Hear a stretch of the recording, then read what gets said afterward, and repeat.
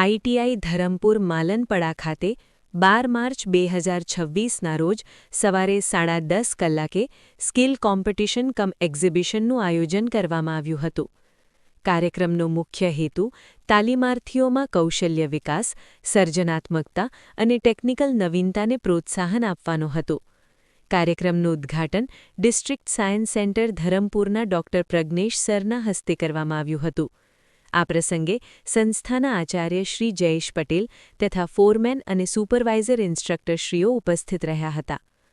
પ્રદર્શનમાં વિવિધ ટ્રેડના તાલીમાર્થીઓ દ્વારા કુલ 61 ઇનોવેટિવ પ્રોજેક્ટ્સ રજૂ કરવામાં આવ્યા હતા, જેમાં renewable energy, automation, waste management અને આધુનિક મિકેનિકલ મોડલ્સનો સમાવેશ થયો હતો.